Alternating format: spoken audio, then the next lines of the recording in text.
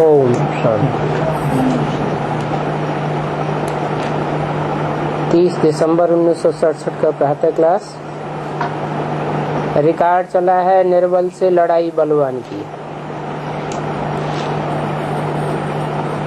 मीठी मीठी रूहानी सिकील दे बच्चों प्रति रूहानी बाप रोज रोज पहले समझाते हैं कि पहले अपन को आत्मा समझ कर बैठो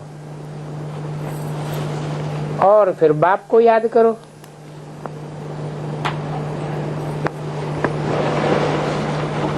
सीधा सीधा बाप को याद करें तो क्या हर्ज है?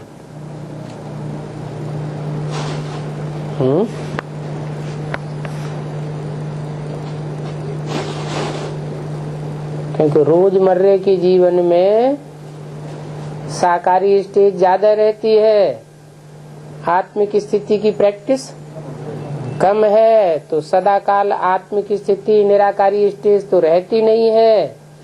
इसलिए कहते हैं कि पहले अपन को आत्मा समझो, फिर आत्मिक स्थिति में टिकने से परम पिता परमात्मा बाप की याद जल्दी आवेगी,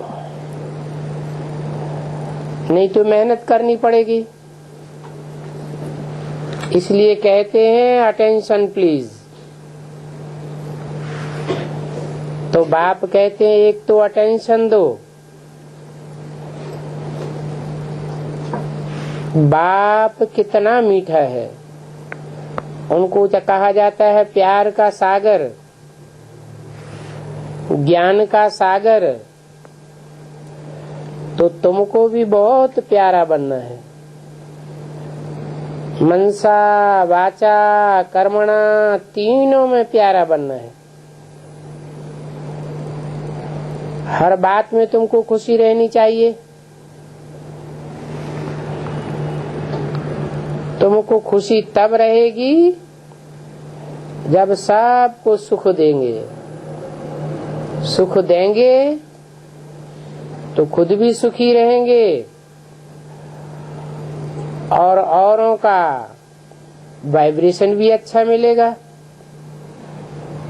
तो कोई को दुख नहीं देना है। बाप भी किसी को दुखी नहीं करते। बाप आए ही हैं सुख करने के लिए, सुखी बनाने के लिए। तो तुमको भी कोई प्रकार का किसी को दुख नहीं देना है। कोई भी ऐसा कर्म नहीं करना चाहिए वाचा से कर्मेंद्रियों से जिससे दूसरों को दुख हो जाए। मनसा में भी नहीं आना चाहिए, परंतु ये अवस्था पिछाड़ी में होगी। कौन सी अवस्था? कि मनसा में भी कोई के प्रति दुख देने का संकल्प ना आवे। अभी तो कुछ न कुछ कर्मेंद्रियों से भूल होती रहती है। अपन को आत्मा समझेंगे, दूसरों को भी आत्मा आत्मा भाई समझेंगे, प्रैक्टिस पक्की हो जाएगी आत्मिक स्थिति की, तो किसी को भी दुख नहीं देंगे। क्योंकि शरीर ही नहीं देखेंगे तो दुख कैसे देंगे? नई दुनिया में दुख क्यों नहीं होता? क्योंकि वहाँ आत्मिक स्थिति की पक्की प्रैक्टिस रहती है। और यहाँ पुरानी दुनिया में दुख ही दुख है। क्यों? क्योंकि सब देह अभिमान में है। देह को समझने से 5 विकार आते हैं और 5 विकार दुख देते हैं। तो इसमें गुप्त मेहनत है। इस बात में अपन को आत्मा समझने में अंदरूनी पुरुषार्थ की बात है, और ये सारा बुद्धि का काम है। अभी तुम पारस बुद्धि बन रहे हो। जब तुम पारस बुद्धि थे तो तुमने बहुत सुख देखा था। अभी अभी बुद्धि कैसी हो गई? पत्थर बुद्धि हो गई है। ज्ञान बुद्धि में टिकता ही नहीं है। ज्ञान की पराकाष्ठा हो जाए माना पारस बुद्धि हो जाए, तो जिनमें ज्ञान की पराकाष्ठा होती जाएगी न वो कोई को दुख देंगे और न दुख लेंगे। ज्ञान की पराकाष्ठा से दुख के वाइब्रेशन को भी सुख में कन्वर्ट कर लेंगे। मान लो कोई ने दुख दिया, गाली दी, ग्लानि की, तो ज्ञान में कौन सी ऐसी बात तुरंत याद आनी चाहिए कि दुख फील न हो? न दुख लेना है न दुख देना है। नहीं, वो तो करने की बात हुई। ज्ञान का पॉइंट कौन सा समझ में आए? नहीं। हाँ, पूर्व जन्म में हमने इसको दुख दिया है तो हमको ये दुख दे रहा है। हम जब लक्ष्मी नारायण की स्टेज धारण कर लेंगे तो लक्ष्मी नारायण को कोई दुख देगा क्या? कोई दुख नहीं देगा। तो मूल बात है ज्ञान की पराकाष्ठा की। हम हल्कापन अनुभव करेंगे, हमारा हिसाब किताब पूरा हुआ, हम हल्के हो गए। इस हिसाब किताब का अभी तक हमारे ऊपर वजन था जो हमको कर्मातीत अवस्था नहीं बनने देगा। तो अभी तुम पारस बुद्धि बन रहे हो। जब तुम पारस बुद्धि थे तो सुखधाम के मालिक थे, अभी तो ये दुखधाम है। और ये तो बहुत सिंपल बात है। ये दुखधाम, वो सुखधाम, और सबसे ऊपर शांति धाम, स्वीट होम। फिर वहां से पार्ट बजाने आए। दुख का पार्ट बहुत समय बजाया है। क्यों? है तो आधा आधा। सुख भी 2500 साल और दुख का पार्ट भी 2500 साल। फिर दुख का पार्ट बहुत समय बजाया, ऐसे क्यों बोला है? लंबी हो जाती है। हाँ, दुख का टाइम जल्दी नहीं बीतता और सुख का टाइम पता ही नहीं चलता कहाँ निकल गया। तो अभी दुख की दुनिया को छोड़ करके सुख धाम में चलना है, इसलिए सबको भाई भाई समझना है। आत्मा आत्मा को दुख दे नहीं सकती। देह अभिमानी ही देह अभिमानी को दुख देते हैं। देह में जिसकी बुद्धि धरी हुई होगी वो ही देहधारी को दुख देगा। जिसकी बुद्धि देह से उपराम हो गई, अपनी देह से, देह के संबंधियों से, देह के पदार्थों से, वो दूसरे को दुख दे ही नहीं सकता। अपन को आत्मा समझे, आत्मा से बात कर रहे हैं और आत्मा ही तख्त पर विराजमान है। हम तख्त पर बैठे हैं और ये भी शिव बाबा का रथ है क्या?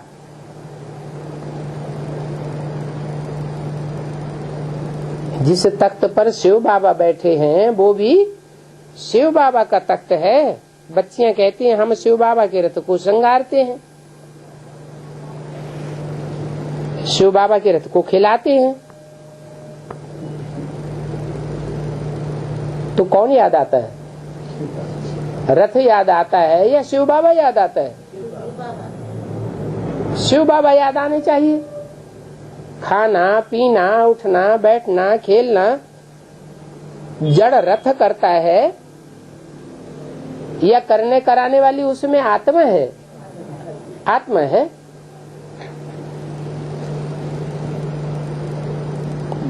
शिव बाबा के रथ को खिलाते हैं तो शिव बाबा याद रहता है। वो कल्याणकारी बाप है, वो ही याद रहना चाहिए। जो रथ का मालिक है वो कल्याणकारी थोड़े ही है। कौन है रथ का मालिक?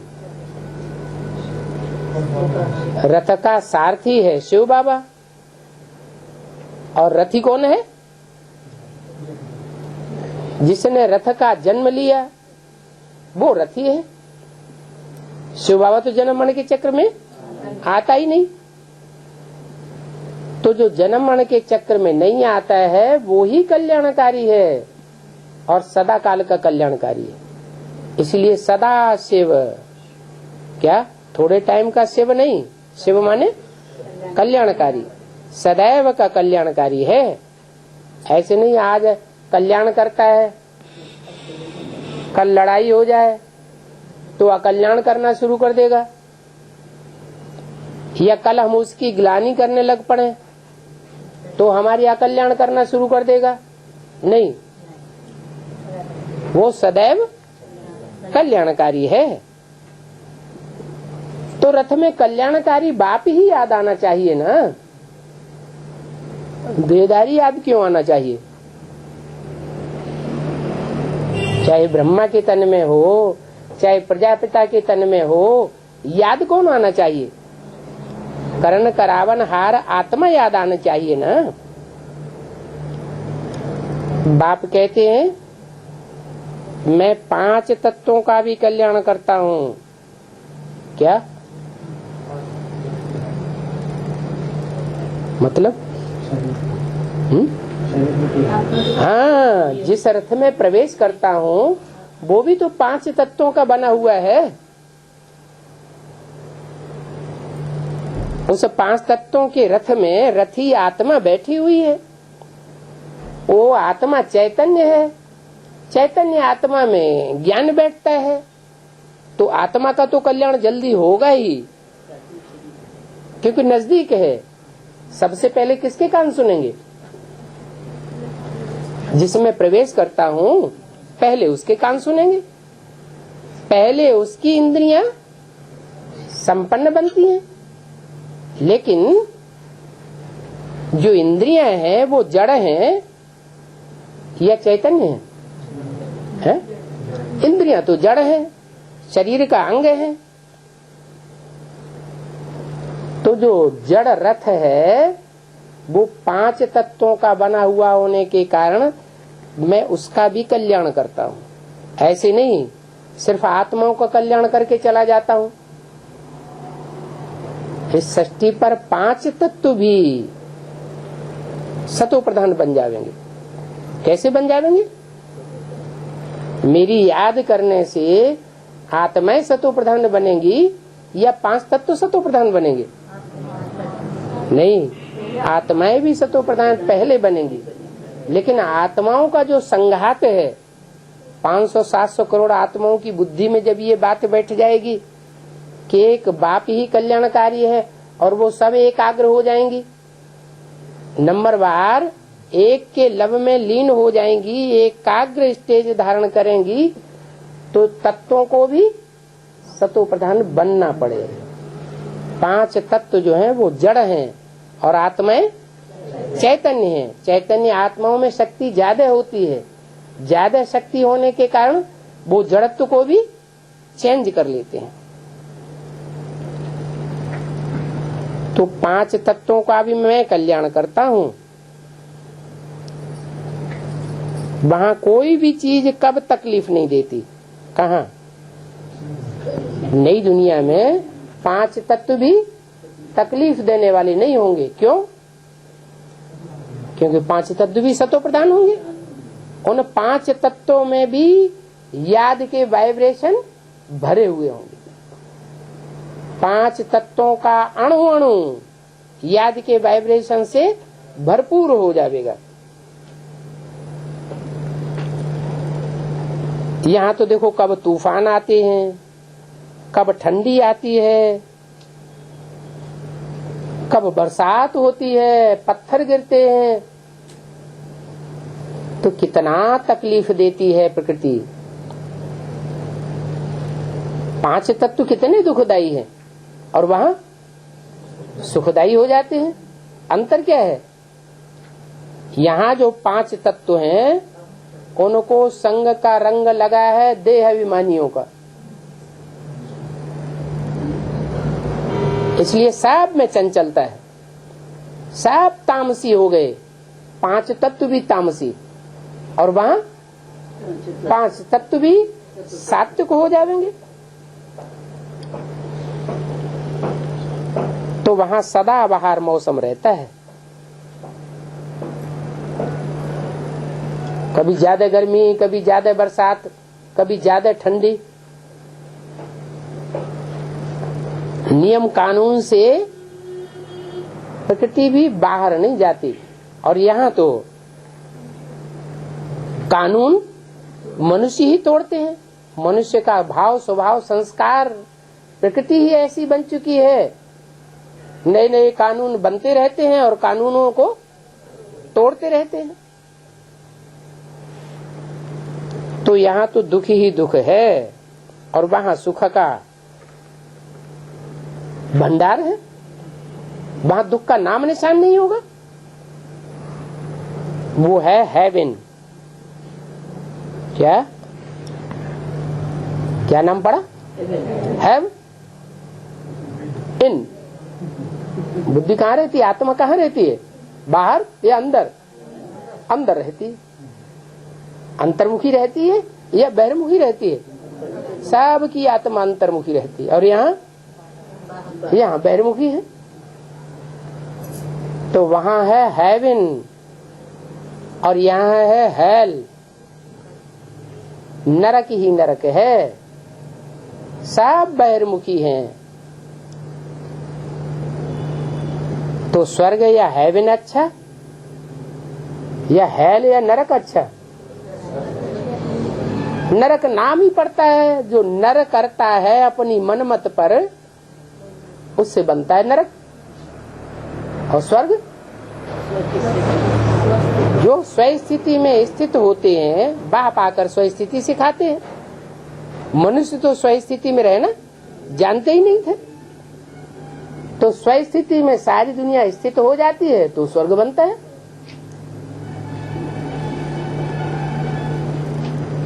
बाप आते हैं तुमको हेवन का मालिक बनाने। क्या ऐसे नहीं कि तुम सिर्फ हेवन में रहते हो, रहने वाले तो बहुत हैं, लेकिन तुमको हेवन का मालिक बनाते हैं। हेवन में तुम्हारी ऊंची कुर्सी है। बाप तो ऊंचे ऊंचे है, उसे भगवान कहा जाता है। ऊंचते ऊंचे बाप, वो ऊंचते ऊंचे टीचर और सुप्रीम गुरु कहा जाता है, सतगुरु कहा जाता है। तो सदगुरु, सुप्रीम टीचर, सुप्रीम बाप का काम करते हैं, पार्ट बजाते हैं, तो तुमको भी ऊंचे ही बनावेंगे ना। तुम ये लक्ष्मी नारायण थे, बाप तुमको स्मृति दिलाते हैं कि तुम स्वर्ग में, हेवन में ऊंचते ऊंचे पद वाले थे। अभी ये तुम बात भूल गए हो क्या हम ऊंचते ऊंच पद वाले थे, वो भी स्वर्ग में, जो ऊंचते ऊंच दुनिया है। दुनिया है ना, स्वर्ग में भी नंबरवार दुनिया, नंबरवार जन्म, और नरक में भी नंबरवार दुनिया, नंबरवार जन्म। तो स्वर्ग में जो ऊंचे ऊंची स्टेज वाली स्थिति थी, वातावरण था, उसमें तो ऊंची गद्दी वाले थे।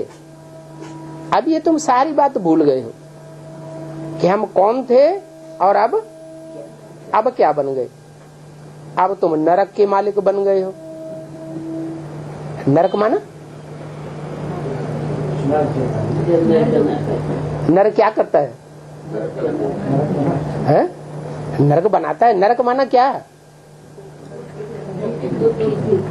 जहाँ कीड़े को बुलाते हैं, एक दूसरे को काटते रहते हैं। कीड़े क्या करते हैं? नाली में एक दूसरे को काटते रहते हैं।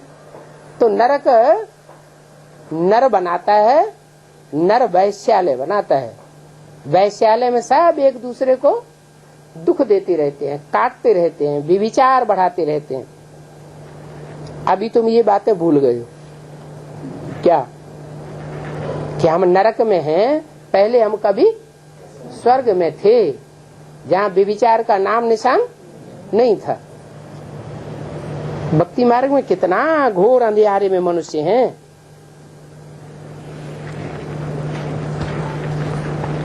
अंधियारे में कुछ दिखाई तो पड़ता नहीं है, और ज्ञान मार्ग में तो त्रिनेत्री बाप आकर के तुम्हारा तीसरा नेत्र खोल देते हैं, तो घोर अंधियारे से घोर सोझरे में आ जाते हो। अंधियारे में मनुष्य कितनी ठोकरें खाते हैं और कितने दुखी होते हैं। अच्छा, अभी बाप आ गए, ज्ञान दे रहे हैं, ज्ञान की रोशनी हमें मिल रही है, तो क्या हम ठोकरें नहीं खाते हैं? इसका मतलब ठोकरें खाते हैं, इसका मतलब ये हुआ कि हम सदैव स्वस्थिति में स्थित होकर बाप को याद नहीं करते हैं, तो ठोकरें खाते हैं। माया को मौका मिलता है, माया देखती है देवान में है, और माया अंधेरे में ठोकर के लाई देती है। ये बातें भी बाप ही बैठ समझाते हैं, और कोई इन बातों को समझा नहीं सके कि माया कौन है और बाप कौन है। बाप की भी पहचान बाप ही देते हैं, और बाप माया तुम्हारी दुश्मन है, उसकी भी पहचान देता है। माया क्या कहती है, क्या करती है?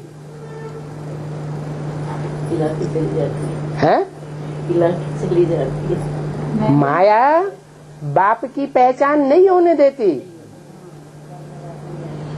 तुम बच्चे कहते हो बाप आया हुआ है, और माया क्या कहती है?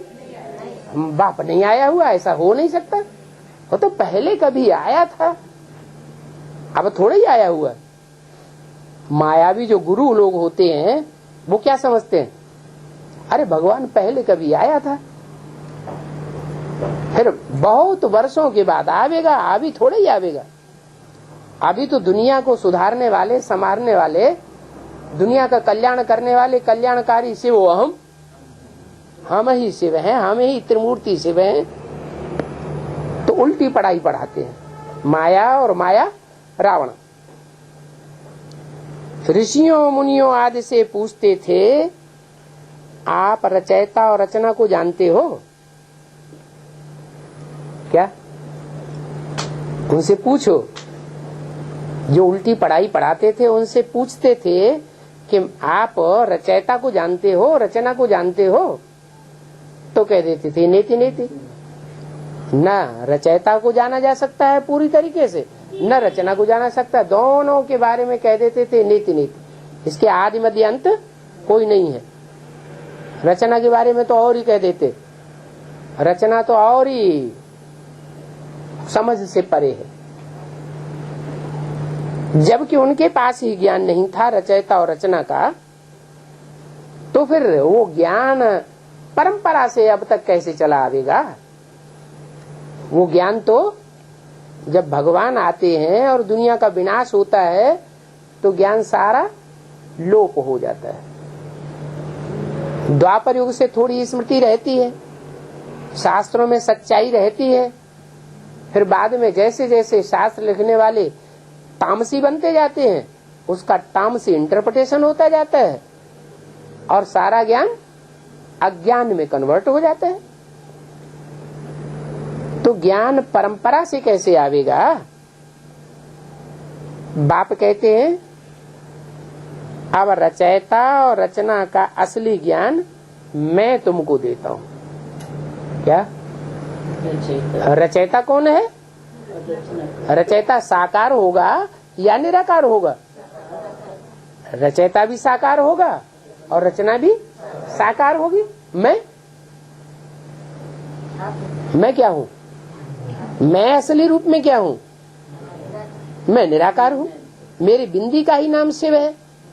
परंतु जब रचयिता रचना की बात आती है तब मुझे साकार में आना पड़ता है। तो जिसमें पहले पहले आता हूँ वो है साकार रचयिता, और उसके द्वारा जिसकी रचना होती है वो है रचना। रचना भी दो प्रकार की, एक पहली रचना और दूसरी उस पहली रचना से जो पहले पहले रचना होती है वो है फर्स्ट क्लास रचना। तो कौन हुआ रचयिता और कौन हुआ रचना? जिसमें पहले पहले प्रवेश करते हैं वो मनुष्य सृष्टि का पिता हुआ रचयिता, और उसकी पहली पहली रचना हुई वो जो सतयुग में नई दुनिया में पहले जन्म लेता है, पहला पत्ता बनता है, वो है रचना। फर्स्ट क्लास रचना है। उससे जास्ती फर्स्ट क्लास न कोई युग होता है जिसमें कोई पैदा हुआ हो रचना के रूप में, और न कोई रचना होती है। तो बोला ये ज्ञान रचयिता रचना का अब मैं तुमको देता हूं। सदगति हो गई फिर तो ज्ञान की दरकार ही नहीं। क्या ज्ञान की दरकार कब तक है? जब तक दुर्गति है, मन बुद्धि की दुर्गति, कर्मेंद्रियों की दुर्गति, फिर पांच तत्वों की दुर्गति। दुर्गति माना दुष्ट गति। दुष्ट सुख देता है या सुख देता है? दुष्ट दुख देता है क्योंकि झूठा होता है, और सत्य सुख देता है। यहां तुम सबकी है दुर्गति, परंतु ये किसी को पता ही नहीं है। क्या कि हमारी मन बुद्धि की, हमारे शरीर की, पांच तत्वों की दुर्गति है या सदगति है? लोग बड़े बड़े महल माड़ियां अटारियां बनाते चले जा रहे हैं तो समझते हैं पांच तत्व सतो प्रधान है। अपनी आत्मा को समझते हैं कि हम तो सुख के लिए देखो कैसी दुनिया बना रहे हैं। लोग क्या समझते हैं और असलियत क्या है? दुर्गति का किसी को पता नहीं है कि हम दुर्गति में बाप के लिए ही गाया जाता है। दुर्गति से लिबरेट करता है, गाइड करता है, सदगति में ले जाता है, दुर्गति से सदगति में ले जाता है। विषय वैतरणी नदी से कहाँ ले जाता है? क्षीर सागर में ले जाता है। खीर में अंतर क्या है? खीर में और विषय सागर में अंतर क्या है? खीर में चावल, दूध और चीनी तीनों एक हो जाते हैं, और उसमें नमक डाल दो, सागर दो, खारा ही खारा। नमकीन पानी डाल दो तो सारा टूट फूट अलग अलग हो जाएगा। तो बोला खीर खंड में ले जाता हूँ, सबकी नैया को पार लगाता हूँ। कहाँ से पार लगाता हूँ? क्षीर सागर में ले जाने के लिए विषय सागर से पार ले जाता हूँ। सबकी आत्मा और नैया, नैया क्या है? ये शरीर रूपी नैया, और उसमें बिठैया आत्मा सबकी विषय सागर में पड़ी हुई है। मन बुद्धि में विषयले संकल्प चलते रहते हैं। इंद्रियां विषय भोग चाहती है। वाचा में जैसे ज्ञान सुनने और सुनाने की रग ही खत्म हो गई। नहीं तो क्या होना चाहिए? सुबह से शाम तक ज्ञान सुनना और सुनाने की अभ्यास पक्का बना रहे, दूसरी कोई बात ही नहीं।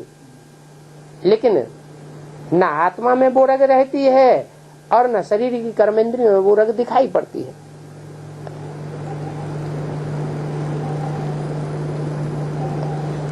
विष्णु को भी क्षीर सागर में दिखाते हैं ना, क्यों? विष्णु को क्षीर सागर में क्यों दिखाते हैं? शंकर जी को क्षीर सागर में क्यों नहीं दिखाते?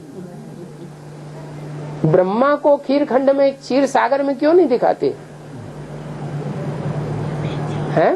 विष्णु वाला नो विष हटाओ। हाँ, जो विष्णु है जैसा है वैसा ही उसको चाहिए स्थान। आत्मा सतो प्रधान है तो उसको सतो प्रधान स्थान, सतो प्रधान वाइब्रेशन, सतो प्रधान दुनिया चाहिए। तमो प्रधान विषयली आत्मा है तो उसको विषय विकारों की दुनिया चाहिए, वही उसको आनंद आएगा।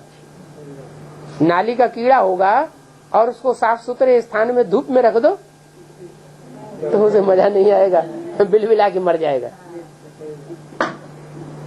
तो जो विषयी आत्मा है उसको विषय भोग चाहिए, और जो निर्विष आत्मा है उसको नो विषय हटाल विष्णु की दुनिया चाहिए।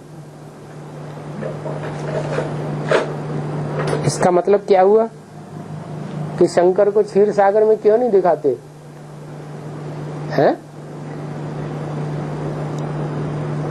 शंकर जिसका नाम दिया गया है, जो पार्टधारी है, वो दुनिया का सबसे तमो प्रधान पार्टधारी है या सबसे सतो प्रधान पार्टधारी है? उसमें दो आत्माएं विशेष हैं तो तीन, जो तीसरी है वो तो पढ़ने वाली है, लेकिन दो आत्माएं विशेष हैं। एक उसमें है भोक्ता और एक है अभोक्ता। जो अभोक्ता है वो एवर प्योर है, क्या? वो कभी विषय भोगता ही नहीं, सदैव ही निर्विषय है। और दूसरी आत्मा वो दुनिया की सबसे जास्ती विषय भोगने वाली आत्मा है। सबसे ज्यादा विषय भोग रानियों ने भोगे या राजाओं ने? राजाओं ने सबसे ज्यादा विषय भोगे। रानियां तो जहां देखती थी कि अब मुसलमान आकर के हमको दूषित करने वाले हैं तो फटाक से जौहर कर देती थी, उन्हें व्यभिचार पसंद ही नहीं था। और राजाओं को, भारत के राजा तो दुनिया में बड़े प्रसिद्ध हो गए। दुनिया के सब धर्मों में नियम बनाया गया कि 3 या 4 शादियां कर सकते हैं। भारतवासियों ने क्या किया? भारतवासियों ने तो जाने उनका कोई हिसाब ही नहीं। तो सबसे ज्यादा पतित कौन सा देश बनता है? भारत देश। और उसमें भी जो राजाएं हैं, ऐसे तो यथा राजा तथा प्रजा, जब राजाएं यहाँ के पतित बने, विषयी विकारी बने, तो प्रजा भी ऐसी बन जाती है। क्यों? क्योंकि वो तो नियम है, यथा राजा तथा प्रजा। राजा में ताकत है, आधा में जाम, आधा में रैयत। आधी संपत्ति राजा भोगता है, धन संपत्ति वैभव, और आधे में प्रजा भोगती है। तो प्रजा के पास इतना वैभव तो है नहीं जो खुलेआम इतनी शादियां करे और विषय भोगे। तो क्या करेगा? प्रजा का आदमी चोरी छिपे करता रहा, तो चोरी छिपे करने उसके तो और कोई हिसाब ही नहीं। तो बहुत सारी दुनिया, राजाएं और उनकी प्रजा बहुत विकारी बनी। अभी बाप आते हैं, बताते हैं इन विषयी विकारियों के बीच जो राजाओं की क्वालिटी वाली आत्माएं हैं, उन राजाओं के बीच सबसे जास्ती विकारी कौन बना? सबसे जास्ती पतित कौन बना? वो अपने मुख से ही बोलता है शास्त्रों में, मैं पतितन को राजा। क्या? सिर्फ पतित ही नहीं, मैं पतितन को राजा। माने पतितों का भी राजा, माने जितने भी पतित विकारी राजाएं हुए उन सबसे जास्ती पतित और विकारी कौन सी आत्मा हुई? राम वाली आत्मा सबसे जास्ती विकारी हुई। लेकिन हम बच्चे ये समझते हैं कि हमें तो उसको देखना ही नहीं है। हम किसको देखते हैं? हम तो शिव बाबा को देखते हैं, हम पतित विकारी को नहीं देखते। जैसे ब्रह्मा बाबा कहते थे, या उनके मुख से बाबा पूछते थे बच्चों से, किसकी गोद में आए हो? तो जो बच्चे कहते थे ब्रह्मा बाबा हम आपको देखते हैं, आपकी गोद में आए, तो बाबा कहते फेल। जो कहते शिव बाबा की गोद में आए हैं, तो इसका मतलब है उनको शिव याद रहा ना। जिस बिंदु का नाम शिव है, जो सदैव पावन है, वो याद रहा, तो जैसी भावना वैसी दुनिया बन जाती है। तो तुम बच्चे अंदर से ये जानते हो कि इस दुनिया में सबसे पतित तो विकारी कौन है? जो सारी मनुष्य सृष्टि का बाप है, वो सबसे जास्ती पतित और विकारी, और उसी तन में शिव बाबा आया हुआ है।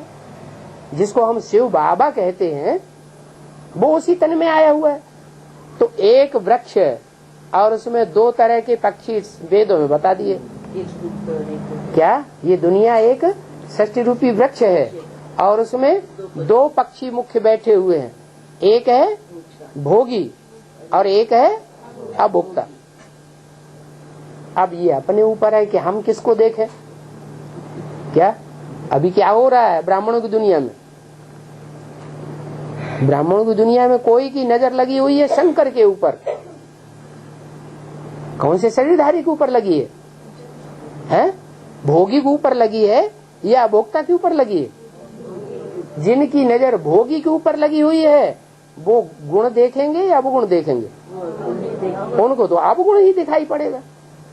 और जिन बच्चों ने बाप को पहचान लिया, बाप की पहचान जिनकी बुद्धि में बैठ गई, वो किसको देखेंगे?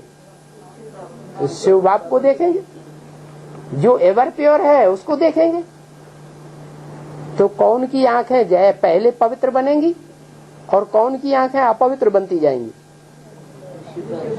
जो शिव बाबा को देखेंगे, उनकी आंखें, उनकी दृष्टि पवित्र बनती जाएगी, और औरों की दृष्टि अपवित्र बनती जाएगी। तो क्षीर सागर में विष्णु को दिखाते हैं, परंतु है ये सब भक्ति मार्ग। क्यों? ये क्षीर सागर दिखाते हैं और उसमें विष्णु को दिखाते हैं, ये भक्ति मार्ग क्यों? बात तो सही है। विष्णु कहाँ होगा? विष्णु तो क्षीर सागर में होता है, फिर भक्ति मार्ग क्यों बता दिया? वो क्षीर सागर कैसा समझते हैं? ये नहीं समझते कि क्षीर सागर ऐसी भी दुनिया कोई होती है जहाँ सब आपस में मिलजुल करके कैसे होकर रहते हैं। खीर खंड होकर के रहना माना यूनिटी में रहना। प्योरिटी है आत्माओं में तो ऐसी यूनिटी बनती है, प्योरिटी नहीं है तो आपस में एक दूसरे से खार खाते रहते हैं। खार तो खारा ही होगा। बड़ा बड़ा तालाब बनाते हैं क्षीर सागर के लिए, उसमें विष्णु को दिखाते हैं, विष्णु का बड़ा चित्र दिखाते हैं। क्या बड़ा चित्र क्यों दिखाया है? कोई बड़ा काम करते हैं तो बड़ा चित्र बनाते हैं। जैसे पांडवों के बड़े बड़े छत इतने ऊंचे चित्र बनाते हैं, तो जरूर पांडवों ने बड़ा काम किया होगा, उनकी बुद्धि बड़ी रही होगी। उन पांडवों में भी भीम को बहुत बड़ा लंबा चौड़ा दिखाते हैं। इसका मतलब भीम जो है ज्यादा ताकतवर रहा होगा, उसने ज्यादा काम करके दिखाया होगा। क्या काम करके दिखाया? अकेले भीम ने 100 कीचकों को मारा और 100 कौरवों को मारा था, तो बड़ा काम किया ना, इसलिए भीम को बड़ा दिखाया है।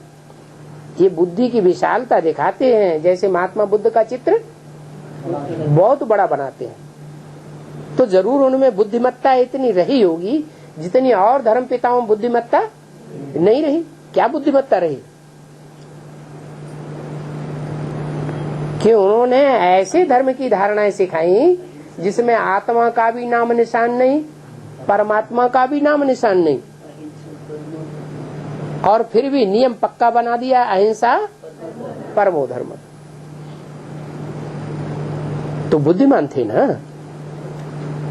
तो बोला ये सब भक्ति मार्ग है। विष्णु का बड़ा चित्र दिखाते हैं, बाप समझाते हैं तुमने सारे विश्व पर राज्य किया है, इसके लिए फिर इतनी बुद्धि चाहिए। तो बड़ा बनाते हैं। तुमने अनेक बार हार खाई है और अनेक बार जीत पहनी है। कब हार खाई और कब जीत पहनी?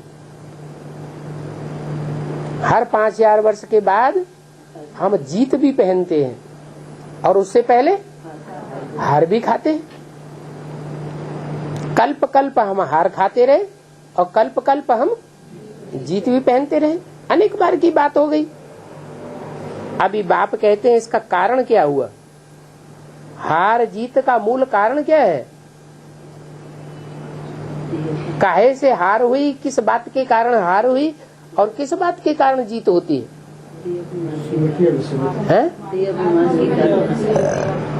इच्छा मात्रम अविद्या, इससे होती है जीत।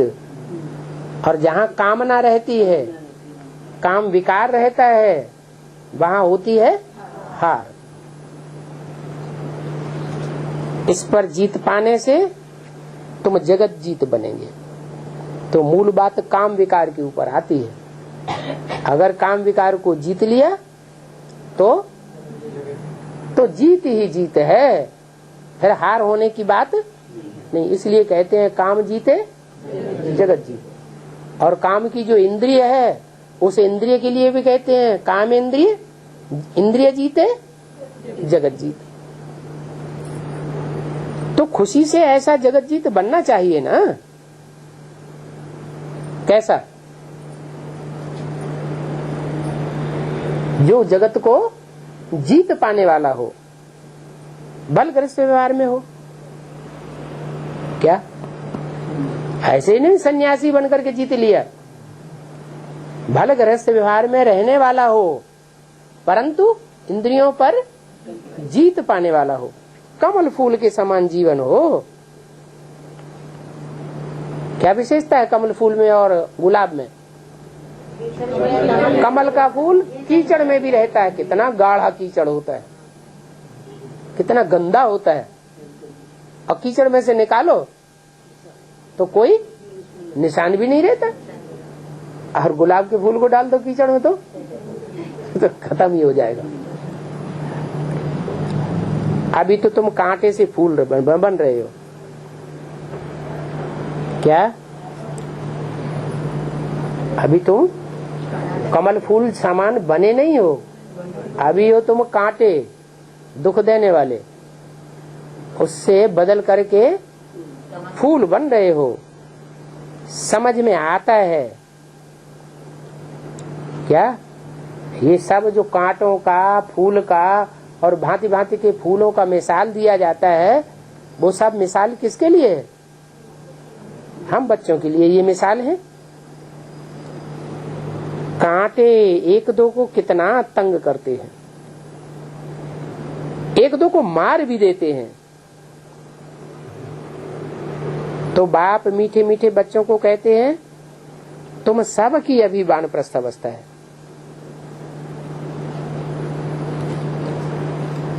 तुम्हारा कोई बचपन नहीं है क्या? अब सबकी अंतिम जन्म है। इस अंतिम जन्म में सबकी वानप्रस्थ अवस्था है। माना अनेक जन्म विकार भोगते भोगते अब अंतिम घड़ी आ गई।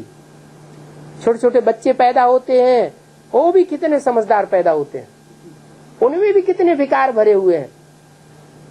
तो ऐसे नहीं कि कोई बाल अवस्था में है, कोई महात्मा है। जैसे बाबा कहते हैं छोटे बच्चे तो जैसे महात्मा होते हैं, नहीं, अभी सबकी वानप्रस्थ अवस्था है। छोटे बड़े सब वानप्रस्थ अवस्था में है। अभी तुम वाणी से परे जाने के लिए पढ़ते हो। किस लिए पढ़ते हो? वाणी से भी परे चले जाओ। बाप कहते हैं सभी की वानप्रस्थ अवस्था है, तो वानप्रस्थ का सही अर्थ समझना चाहिए ना। वाणी से परे हो जाना चाहिए। माना कोई भी विकारों की बात आएगी तो पहले मन के अंदर आएगी, मन के अंदर से फिर स्थूल रूप धारण करती है तो वाचा में आती है। तो अब वाणी से भी परे चले जाना चाहिए। ये भक्ति में रस्म रिवाज चलती है। यहाँ तुम वानप्रस्थी बनते हो तो भक्ति मार्ग में भी वाणी से परे चले जाते हैं। माना बात करना छोड़ देते हैं, घर परिवार वालों से ही बात करना बंद कर देते हैं। हमारा अब कुछ लेन देन बातचीत का भी, वाचा का भी कोई कनेक्शन नहीं रहा। लेकिन बात कहाँ की है? यहाँ की बात है कि जब हमारी आत्मा निराकारी स्टेज में, आकारी स्टेज में टिक जाएगी तो हमको बात करने की भी दरकार नहीं रहेगी। 60 वर्ष से गुरु करना शुरू करते हैं, और तुमको तो अभी मिला है सदगुरु। वो तो भक्ति मार्ग में 60 वर्ष के बाद गुरु करते हैं, और तुमको तो अभी, तुम्हारी सबकी अभी वानप्रस्थ अवस्था है और तुमको सदगुरु मिला हुआ है। वो सदगुरु तो तुमको सच्चे वानप्रस्थ अवस्था में ले ही जावेंगे। वो वानप्रस्थ अवस्था तो झूठी है जहाँ वाणी से परे कर देते हैं स्थूल रूप में, और तुमको तो सच्ची सच्ची वानप्रस्थ अवस्था में ले जाते हैं जहाँ तुमको अंदर से ही इच्छा नहीं होगी क्या कि हम वाचा में आवे। ये यूनिवर्सिटी है, भगवान वाच है ना। मैं तुमको राजयोग सिखलाता हूँ। ये मैं भगवान क्यों करते हैं? हाँ? भगवान है तो हमको तो ये कहता है मैं पना भूल जाओ। हाँ, बार बार बोलते हो मैं। हाँ? हाँ, तो बाप बोलते हैं जब मैं तुमको राजयोग सिखाता हूँ, वो सच्चा बोलते हैं या झूठा बोलते हैं? वो तो सच्चा बोलते हैं, कोई झूठी बात नहीं बोलते। एक बाप के सिवाय और कोई राजयोग, ऐसा योग कोई नहीं सिखाता जिसमें ये राज भरा हुआ हो, जो राजाओं का राजा बनाए। पूज्य राजाएं थे, वो ही फिर पुजारी बने। कैसे? पूज्य कब थे? पूजनीय कब थे? जब आत्मिक स्थिति वाले थे तो पूज्य थे, स्वस्थिति में स्थित थे, देवता थे, स्वर्ग में थे तो पूज्य थे। फिर द्वापर युग में क्या करते हैं? द्वापर युग में स्वर्ग तो होता ही नहीं, आत्मिक स्थिति किसी की होती नहीं, तो क्या करते हैं? वो ही देवताएं जो पूज्य थे, आत्मिक स्थिति वाले थे, स्वस्थिति वाले थे, वो परचिंतन में आ जाते हैं, पर से प्रभावित हो जाते हैं। किससे प्रभावित हो जाते हैं? रावण देहधारी गुरुओं से प्रभावित हो जाते हैं। जब प्रभावित हो जाते हैं तो जड़ मूर्तियों की पूजा करते हैं। तो बाप कहते हैं बच्चे अच्छी रीति पुरुषार्थ करो। क्या अच्छी रीति पुरुषार्थ करो? क्या क्या अच्छी रीति पुरुषार्थ करो? अच्छी रीति यही पुरुषार्थ करो कि जो पुजारी हैं उनसे प्रभावित मत हो। किससे प्रभावित हो? हैं? जो सदैव ही पूज्य था। सदैव पूज्य कौन होता है? शिव बाबा षष्ठी पर सदा कायम है, ये कभी कायम है कभी नहीं कायम है। इस षष्ठी पर सदा कायम, कहाँ सदा कायम कहाँ है? वो तो 2500 साल परमधाम में रहता है। हाँ, जो परमधाम में रहता है वो शिव बाबा नहीं है, वो है शिव बाप। लेकिन जिस साकार में प्रवेश करते हैं वो है शिव बाबा, और वो शिव बाबा कभी विधर्मियों के प्रभाव में आता नहीं है। बल प्रभाव में नहीं आता है, फिर भी संग का रंग लगता है या नहीं लगता है? संग का रंग तो लगता है। तो आखिरी जन्म में क्या बन जाता है? मुसलमान बन जाता है, क्रिश्चियन बन जाता है, बौद्धी बन जाता है, क्या बन जाता है? वो कोई को नहीं मानता। क्या मानेंगे तो एक सनातन धर्म को मानेंगे, और नहीं मानेंगे तो किसी को नहीं मानेंगे, नास्तिक बन जाता है। इसलिए मुरली में बोला है, भारत इस समय पूरा नास्तिक है, 100% नास्तिक है। नास्तिक माने जो किसी को न माने, किसी साकार को माने ही नहीं माने। तो सबसे बड़ा अहंकारी हुआ ना, है? सबसे बड़ा देह अहंकारी हुआ क्या? सबसे बड़ा आत्माभिमानी हुआ? सबसे बड़ा देह अहंकारी हुआ। अब ड्रामा देखो कैसा बना हुआ है।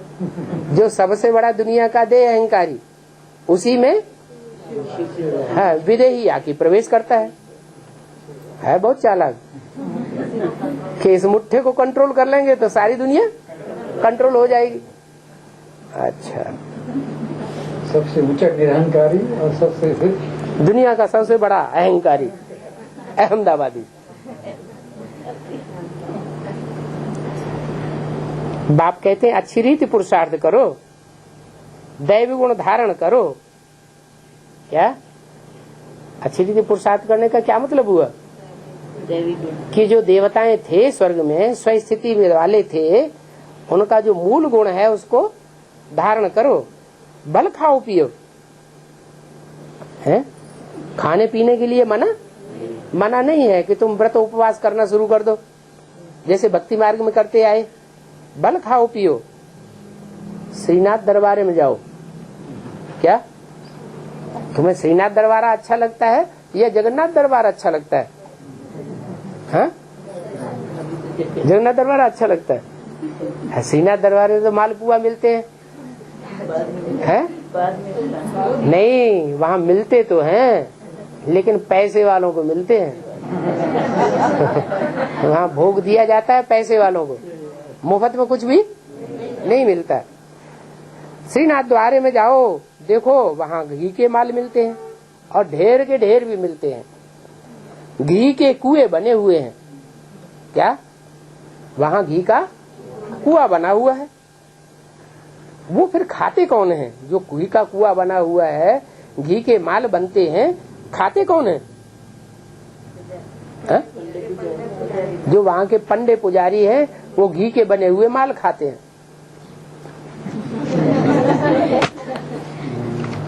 पब्लिक को क्या देते हैं?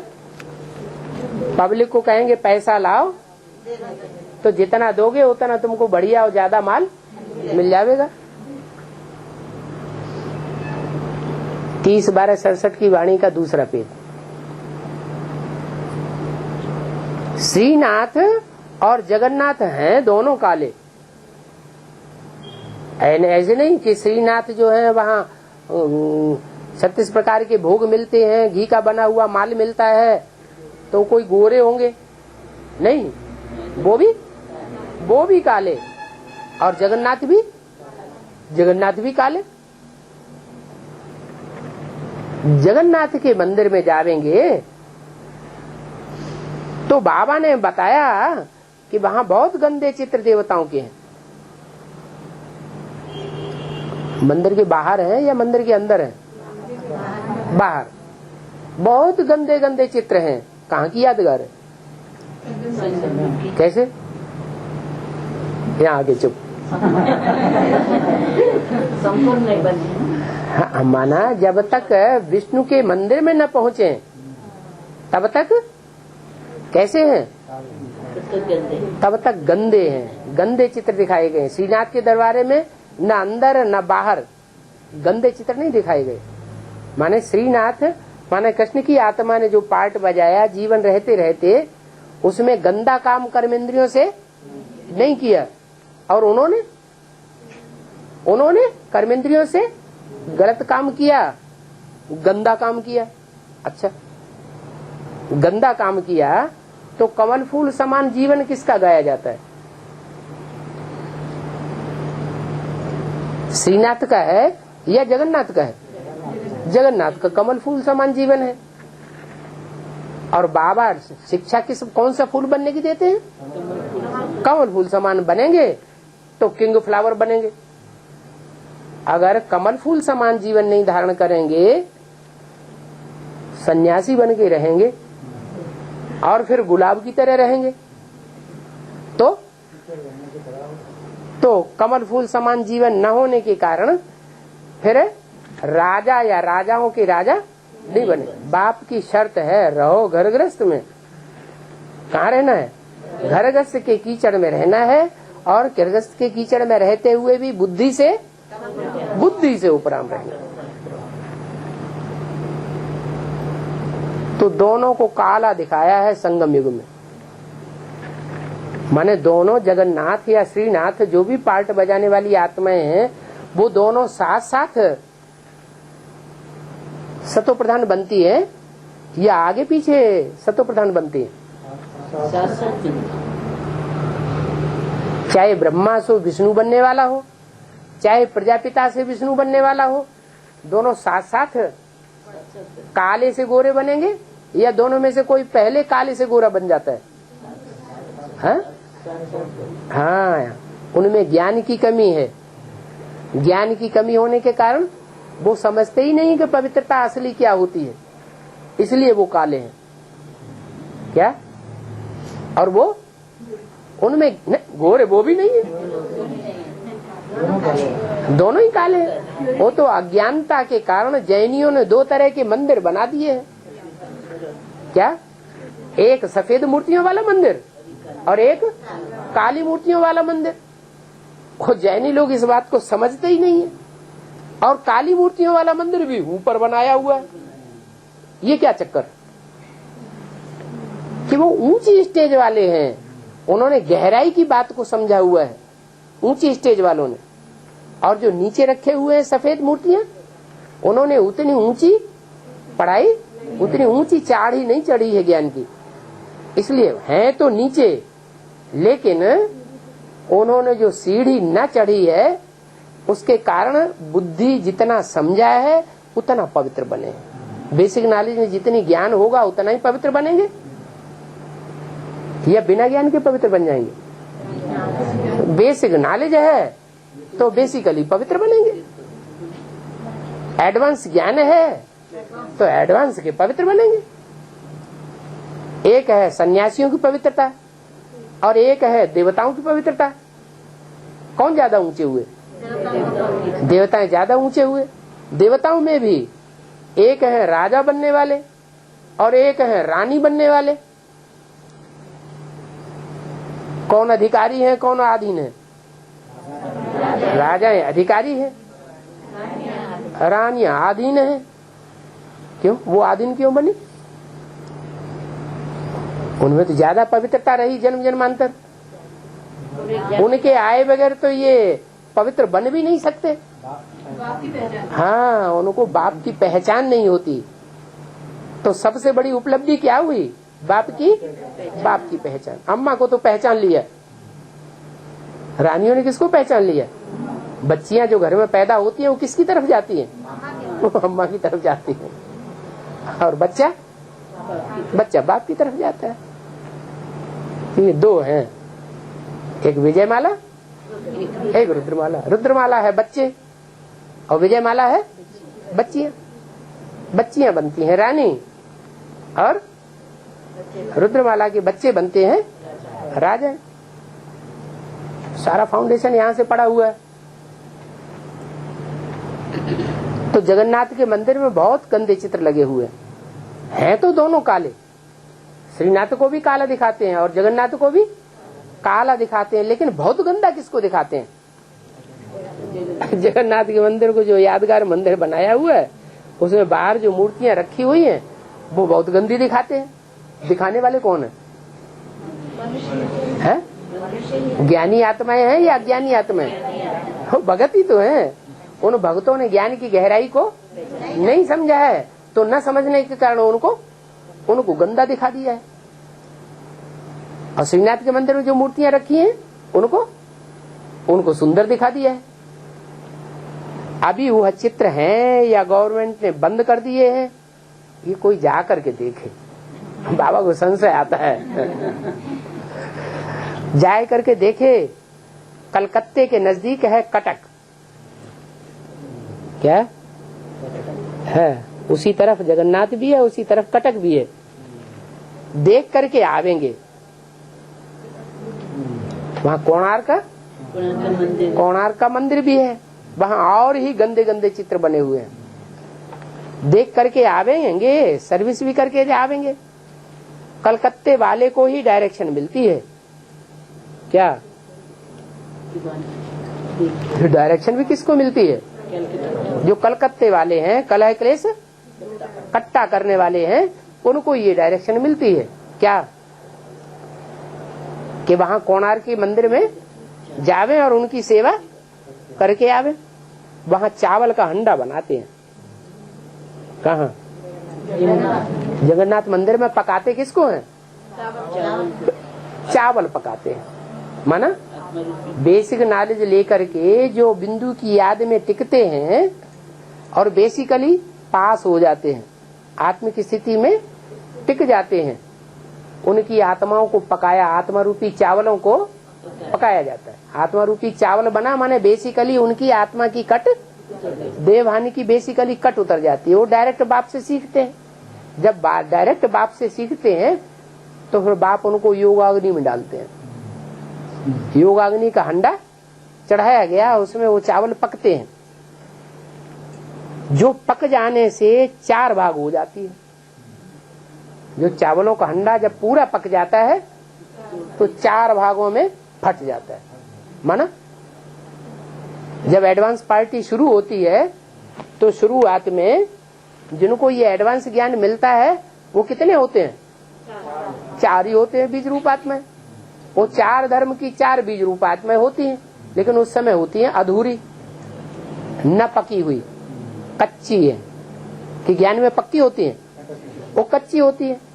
फिर जिन्होंने कच्चा ज्ञान लिया, जिन्होंने पक्का ज्ञान लिया, कौन नंबर 1, कौन नंबर 2, 3, 4, चौथे नंबर का पुरुषार्थ किसने किया, अव्वल नंबर का पुरुषार्थ किसने किया, और 4 भाग हो जाते हैं चावलों में। क्या मुख्य धर्म कितने हैं? 4 मुख्य धर्म है, बाकी तो उनके सहयोगी धर्म है। तो 4 भाग हो जाते हैं, सिर्फ चावल का ही भोग लगता है। क्या घी का भोग? घी के बने हुए मालपुओं का भोग नहीं लगता, क्योंकि अभी साधारण है ना, इसलिए चावल का भोग लगता है। हाँ हैं? हाँ पकाते हैं। हाँ तो ऊपर की हंडी में पहले पक जाता है। क्यों? और 7 नारायण है ना। हाँ तो 7 नारायणों में भी जो ऊंची स्टेज का है वो ज्ञानाग्नि लगाता है, योगाग्नि लगाता है। तो पहले कौन लगाएगा, बनेगा? जो पहले बनाने वाला है वो पहले बनता है और 7 बाद में बनते हैं। उनमें भी एक सबसे ऊपर है कृष्ण, और कृष्ण का कुल चंद्रवंशी, और चंद्रवंशियों का कुल वो सबसे ऊंची स्टेज वाला है, तो वो पहले बनता है। फिर उसके पीछे जो जन्म लेते हैं वो इस्लाम धर्म में कन्वर्ट होने वाले, तो बाद में बनेंगे, बाद में पकेंगे या पहले पकेंगे?